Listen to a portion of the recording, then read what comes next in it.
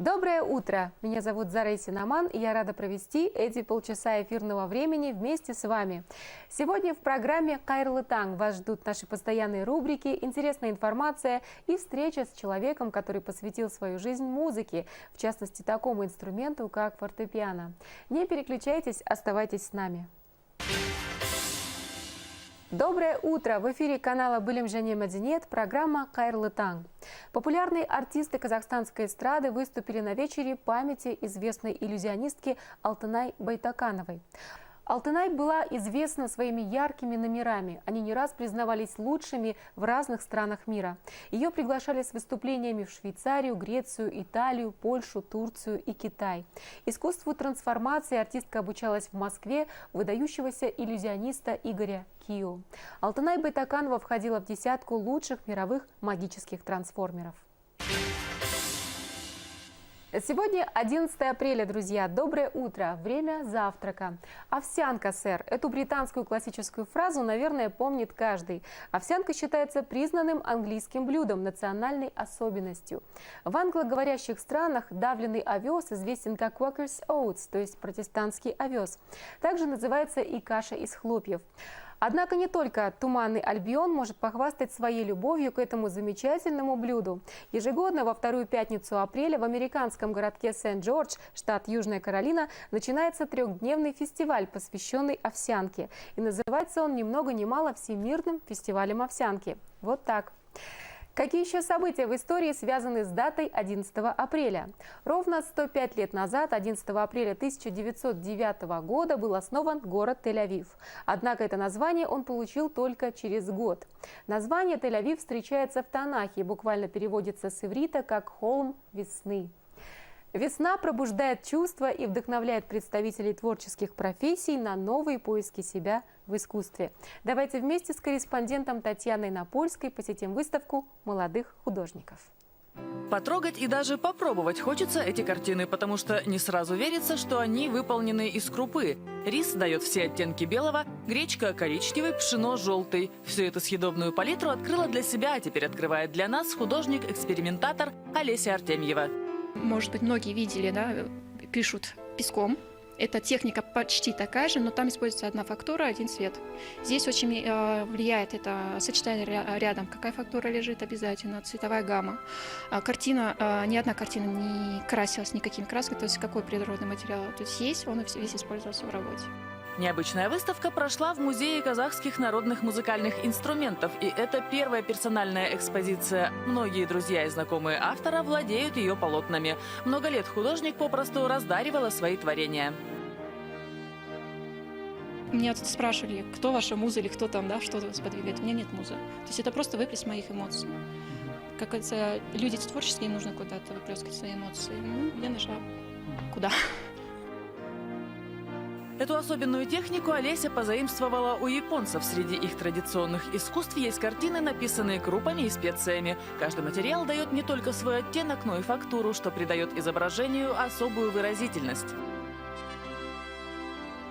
Техника довольно необычная, специфичная, и я думаю, что она найдет отражение среди нашей публики. Довольно особенная, необычная, и у нас много всего представлено, но это направление является довольно интересным и востребованным. Экспозиция вызвала массу эмоций и столько же вопросов, не последним из которых был срок годности полотен. Автор утверждает, что особые технологии делают полотна практически бессмертными. Кстати, Олеся не только сама реализуется через творчество, но и учит этому малышей. Она воплотила еще одну свою мечту и открыла школу искусств «Изумрудный город». В школе идет у нас 4 предмета. Это декоративно-прикладное искусство, это хореография, танцы, это этикет и рисунок, живопись. То есть в композиции этих 4 предметов ребенок получает полное образование. Один – это просто увлечение получит ребенок. При комплексе этих программ, то есть ребенок получает именно полную программу. Интересно и то, что Олеся имеет образование программиста и юриста, работает маркетологом, но говорит, что творчество занимает в ее жизни все больше места, и свое будущее автор необычных картин связывает с искусством.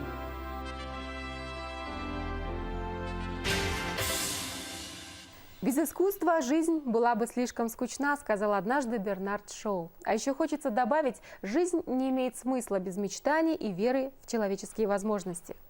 11 апреля 1894 года родился автор этой цитаты Эмиль Кио, советский артист цирка, иллюзионист, основатель знаменитой династии Кио.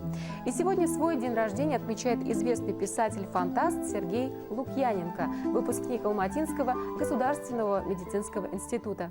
Писатель стал известен и популярен после выхода повестей «Рыцари 40 островов» и «Атомный сон». Фильмы «Ночной дозор» и «Дневной дозор», снятые по мотивам его романов, сделали Сергея Лукьяненко одним из самых читаемых современных авторов. От литературы к событиям в мире. Время дайджеста зарубежных новостей. Огромный интерес публики на предаукционном показе дома Сотбис в Гонконге вызвал топ-лот предстоящих майских торгов. Полотно Анри Матисса «Утренний сеанс». Работа из частной американской коллекции оценивается в $30 миллионов и будет продаваться в Нью-Йорке. Именно за такими редкими шедеврами и охотятся китайские коллекционеры, говорит вице-президент Сотбис в Северной и Южной Америках. В последние 5 лет наблюдается исключительный рост китайских продаж, и что особенно примечательно, новые китайские покупатели входят на рынок на самом высшем уровне. Раньше новички начинали с шестизначных сумм и вторичных работ, пока не наработают уверенность и знания. Но именно китайские клиенты выходят сразу на высший уровень. Их интересуют лучшие работы Пикассо, Матисса, Уорхола. Азиатские коллекционеры составляют около 20% покупателей на торгах Сотбис в Нью-Йорке. Особенно их привлекает раннее западное современное искусство. Полотно Пабло Пикассо «Спасение» с оценкой в $18 миллионов – другой фаворит среди потенциальных азиатских покупателей. Предложение таких работ не бесконечно, они становятся все более и более редкими на рынке. Все больше входят в музейные коллекции или дольше остаются в частных руках. Поэтому, когда мы получаем такие шедевры, как этот Матисс и Пикассо, мы их с гордостью рекламируем. На предаукционном показе также представлены работы Мане, Модильяни и других западных художников начала 20 века. Теперь в этом магазине с гордостью сообщают, обладатель приза в $425 миллионов купил билет здесь. Про счастливчика известно немного. Его зовут Раймон Бакстон, он пенсионер. Свой выигрышный лотерейный билет он купил за $2 на заправке «Шеврон» вместе с бутербродом к обеду. Это был его второй лотерейный билет в жизни. Это просто замечательно. Я так рада. Он один из наших постоянных покупателей, и я рада, что он получит свои 425 миллионов, говорит владелец магазина. Свое лицо мужчина, фотографируясь с чеком на приз, предпочел не показывать. Обладатель 6-го по величине приза в истории американской лотереи 1,5 месяца ждал, прежде чем получить выигрыш. Он консультировался с адвокатами и юристами. Бразильских поклонников моды на этой неделе приехала приветствовать их знаменитая землячка, супермодель Жизель Бюндхен. На неделе моды в Сан-Паулу ее сопровождал не менее звездный муж, британский футболист Том Брэдли. Эффектного выхода Бюндхен на подиум все ожидали с нетерпением. Жизель вышла на подиум дважды в коллекции бразильской марки премиум-класса Кольчи. Она эффектно продемонстрировала черное платье и легкий белый костюм. Она была лучшей, говорит визажист Нани Виана. Очень волнующий выход. Я никогда не видела ее раньше. Она заставила всех встать со своих мест. В ней есть нечто необыкновенное, она светится. В ней есть что-то большее, чем просто шарм, говорит эта владелица модного магазина. Она бразильянка, наверное, в этом все дело. А приятные пастельные тона Кольчи, цветочные клетчатые расцветки добавили ощущение лета. Создали легкий вид шикарной женщины. Бразильская неделя моды стала ярким событием для Сан-Паула на этой неделе. Свои коллекции здесь представили как именитые, так и начинающие бразильские дизайнеры.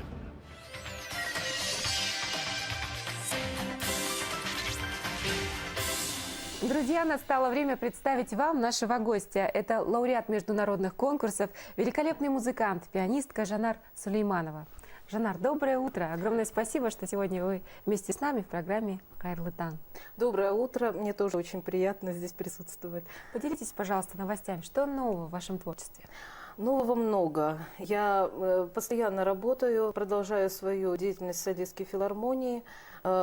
И надо сказать, что практически за 4 последних месяца, 4-5 месяцев я сыграла огромный репертуар, который охватывает разные эпохи. Например, в декабре это был концерт, посвященный 200-летию Вагнера и Верди, в котором исполнялись транскрипции из опер. И я считаю, что это очень свежая, очень интересная программа для Казахстана. Мне сейчас очень во многом помогает то, что я сама в поиске, иногда обращаюсь к интернету, к книгам, к дискам. Таким образом, стараюсь все время искать что-то новое и свежее. Кроме того, начиная с января, сперва в Казахстане, затем за рубежом, я представила программу современной музыки. Я участвовала в середине марта, с 5 или 7 марта по 15 марта конкурс в Орлеане, Франция. Орлеан – это город Жанны Д'Арк, ее называли Орлеанская дева, поэтому для меня вдвойне было интересно посетить этот город. И конкурс необычный, очень редкий в своем смысле, потому что он акцентирован на репертуаре с 1900 года по наши дни. Я очень много для себя открыла, и мне было очень интересно, притом уровень пианистов, которые участвовали, это порой победители конкурса Мессиана, победители конкурсов в Испании, в Германии. И я думала, какое счастье, что я могу их послушать. И у меня наверное, единственный раз в жизни абсолютно я приехала, и я себе сказала, я не буду в обиде, даже если меня с первого тура снимут. Потому что я в современной музыке, честно скажу, что не ас. И мне посчастливилось играть сейчас вариации Эдисона Денисова, импровизацию фугу Альфреда Шнитке. На моем выступлении присутствовала вдова Эдисона Денисова, Екатерина Денисова. Достаточно положительно она отнеслась к моей игре. Также мне пришлось представить свое произведение, написанное под руководством Газизы Жубановой, с которым я, в общем, достаточно достойно прошла. И сам специальный приз, который я получила на этом конкурсе, он опять это где-то моя старомодность. Жюри отметило красоту звука, отметило благородство, общее какое-то подачи и прикосновение к инструменту. И за Ноктюрн Форе. За лучший мой приз называется приз имени Рикардо Виньеса. Это был великий испанский пианист, который сотрудничал с Дебюсси, Равелем, с Форе. Он также один из первых исполнителей русской музыки на Западе, Мусорского, Прокофьева.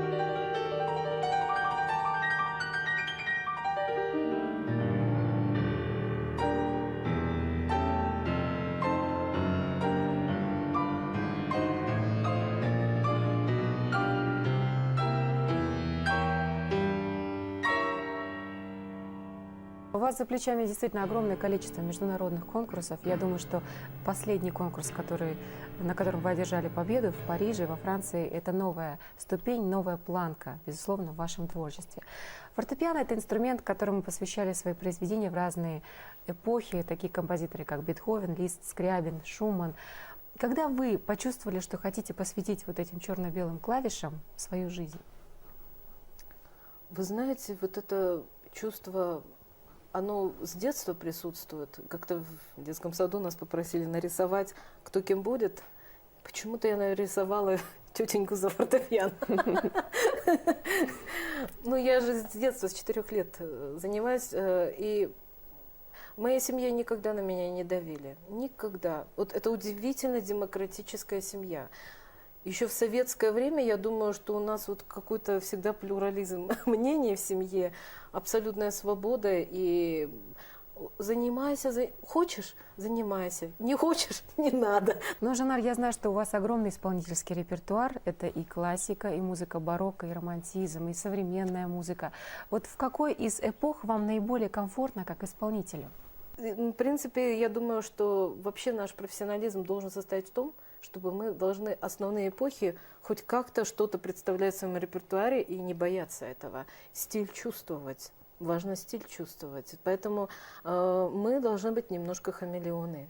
И я не думаю, что это хорошо, когда исполнитель говорит, что он концентрирован на одной эпохе и не может играть другую эпоху. Мы же исполнители. Композиторы пускай между собой спорят, пускай даже они иногда оскорбляют друг друга, но мы исполнители, мы имеем право выбирать хорошую музыку из данной эпохи, но как-то понять разные эпохи мы обязаны. Музыка самая поэтическая, самая могущественная и самое живое из всех искусств, сказал однажды Гектор Берлиоз. И, кстати, музыка его фантастической симфонии вдохновила не одно поколение писателей, художников и кинорежиссеров.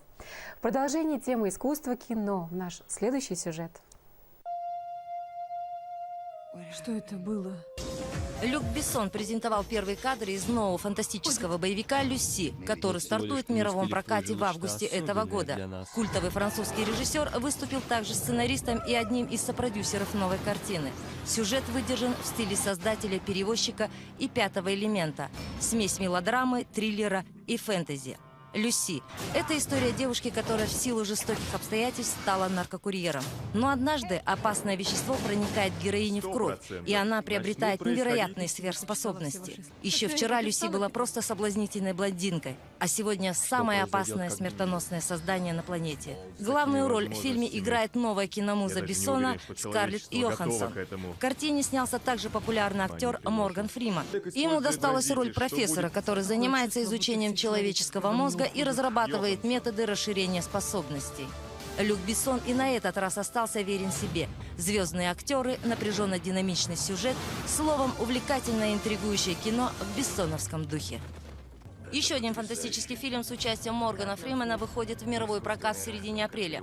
«Превосходство» – режиссерский дебют известного кинооператора Уолли Пфистера, который ранее активно принимал участие в съемках практически всех полнометражных фильмов Кристофера Нолана. Последний, кстати, выступит в качестве продюсера проекта. Фильм рассказывает о выдающемся ученом-исследователе искусственного интеллекта. Доктор Уилл Кастер работает над созданием компьютера, который сможет собрать в себе все знания и опыт, накопленный человечеством. Но становится жертвой террористов, выступающих против развития технологий. Коллеги загружают его в мозг суперкомпьютер. Но вскоре они понимают, что что-то пошло не так. Уилл начинает мыслить и действовать как машина. Он создает копию самого себя на каждом рабочем и домашнем компьютере. Теперь он владеет миром. В главной роли звезда Голливуда Джонни Депп. В картине также снялись Пол Беттани, Кейт Мара, Ребекка Холл. Казахстанский режиссер Ермек Турсунов сделал зрителям весенний подарок. На экраны страны вышла его новая картина «Кемпер», что в переводе значит «старуха». Это народная комедия без ужимок, без пошлости. Это умный, живой, добрый юмор, заявил режиссер. В главных героях зрители узнают Кадырбека Демесина, актера шоу-программы «Тамаша», и популярную актрису Газизу Абдинабиеву. В картине снялся также Асанали Ашимов. У комедии забавный и увлекательный сюжет в духе лучших традиций Шакена Айманова.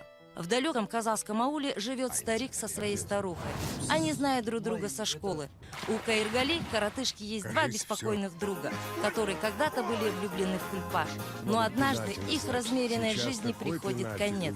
Отметим, что съемки фильма «Кемпер» проходили в Алматы и Алматинской области летом 2013 года. Ранее фильм был заявлен под другим названием «Как получилось» или «Форс-мажор по-казахски». Что и как получилось у Ермека Турсунова, зрители могут оценить в кинотеатрах страны.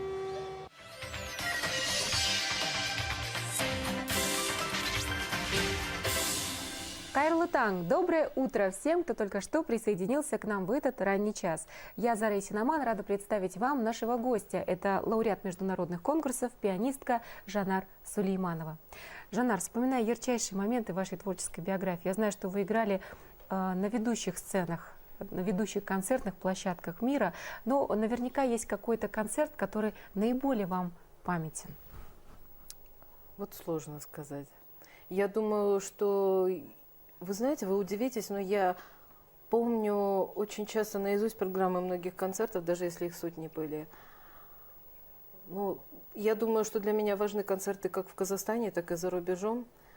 Может быть, мне, конечно, особенно приятно было, как-то я играла в Мюнхене, в филармонии, вот и сейчас на конкурсе тоже очень приятно. Я думаю, что для меня каждое выступление дорого. Вы посвятили много времени обучению, стажировкам в Европе. Сейчас вы уже приступили к педагогической деятельности, совмещая ее с концертной практикой. Вот расскажите, пожалуйста, об этом синтезе. И насколько сложно исполнителю, солирующему артисту совмещать свою деятельность с педагогикой? Я считаю, что дети, тут произошел некий взаимовыгодный обмен, потому что они от меня очень много взяли и отобрали даже что-то хорошее, как стабильность психическую, немножко я себя не совсем здоровой чувствую, вот как настолько я устаю. С другой стороны, они мне очень много дали, потому что я думаю, что за последние 2 года какая-то особая теплота в моей игре появилась. И эта игра, даже вот эта теплота, ее все отмечали на конкурсе. Замечательно. Друзья, мы непременно вернемся к беседе с Жанар Сулеймановой и теме ее фортепианного исполнительского творчества. Но сейчас предлагаю вашему вниманию наш следующий сюжет, посвященный преданию о 2 влюбленных, победивших условности жизни и смерть. Прекрасная легенда о Кузе Курпиш и Баян Сулу. Сотни лет печальный сюжет о 2 влюбленных, которых разлучила злая судьба, передавался из уст в уста от поколения к поколению. И хотя финал поэмы Кузе Курпиш и Баян Сулу полон трагизма, она до сих пор актуальна, подтверждая тем самым тезис о том, что настоящая любовь бессмертна. Кузе Курпиш и Баян Сулу – казахская лиро-эпическая поэма. Датировка поэмы – спорный вопрос. Некоторые исследователи считают, что ей почти 1500 лет. Записана поэма была в середине XIX века. В основе сюжета поэмы – вечный любовный треугольник.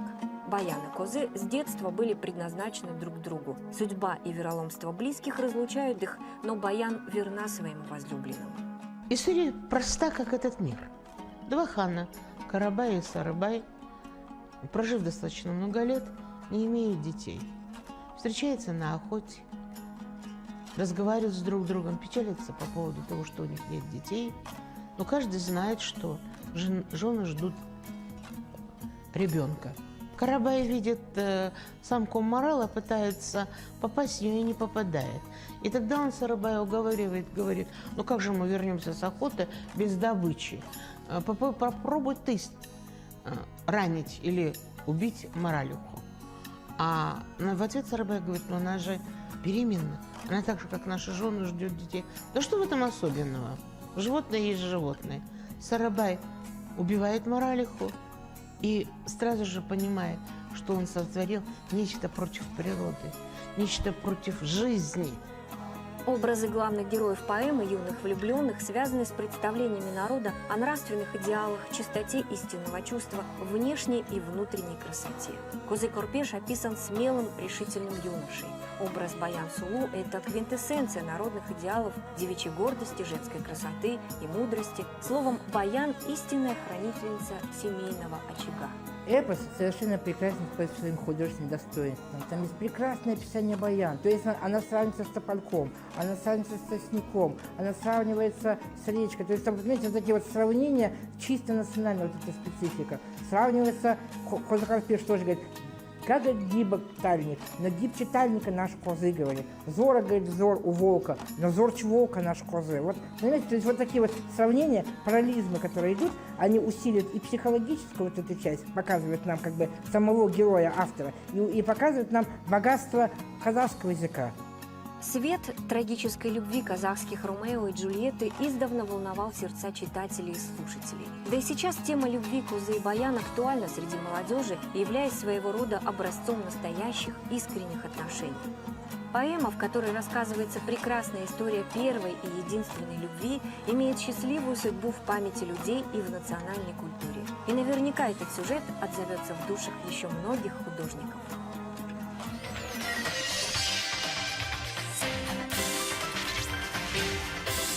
Вы смотрите программу «Хайрлы Таң», и сегодня наш гость – известная пианистка Жанар Сулейманова. Жанар, у актеров нередко спрашивают о роли мечте.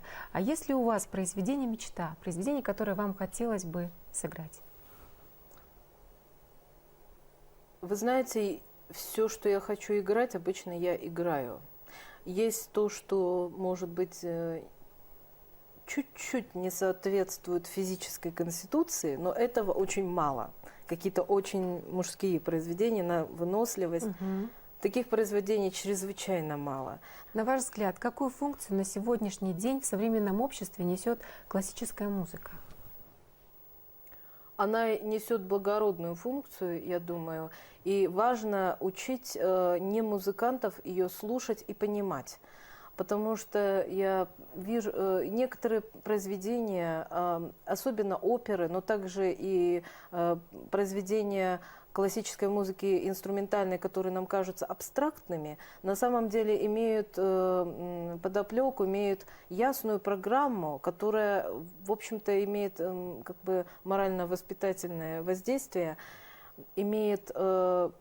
Я думаю, особенно это связано и со старинной музыкой, и также и современной музыкой. Потому что меня поразило, я слушала вот недавно Мессиана, 20 взглядов на младенца Иисуса, вот играли во Франции, замечательное исполнение. И вы знаете, я вдруг поняла, что этот композитор вдруг обратился к каким-то даже средневековым мотивам. И что-то я там услышала, потому что я посетила музей Средневековья, и я эту эстетику почувствовала. И воспитательный, да, мотив очень сильный в классической музыке. Я считаю, что искусство мир не спасет, но мир спасет правильная мораль, мир спасет вера человека в хорошее. И вот если классическая музыка таким образом воздействует, такую миссию несет, она очень нужна. В завершении нашей беседы, вот уже многие годы вы работаете в очень плотном концертном гастрольном графике. Буквально несколько дней назад вы вернулись из Франции. Когда состоится ваш новый концерт, когда мы услышим новую концертную программу? Это очень приятный вопрос, потому что я надеюсь свой следующий концерт посвятить памяти своего отца. 75 лет ему в этом году, в конце апреля. Скорее всего, это 27 число. Вот сейчас вот немножко все как-то это организуется. И в конце апреля планируется концерт памяти Мухаммед Халила Сулейманова. Это очень интересная личность. Я не только пользуюсь правом, что многие музыканты памяти своих ушедших близких посвящают концерты. Я считаю, что папа был интересной личностью. Он был в городе, очень известен, даже в республике его знали. Это очень интересный ученый, один из лучших специалистов по рентгеноструктурному анализу в Казахстане. Он 20 лет, даже какого 20 больше, он отдал Академии наук, просто работал в разных институтах и, рискуя здоровьем, он очень много с рентгеном, с облучением работал.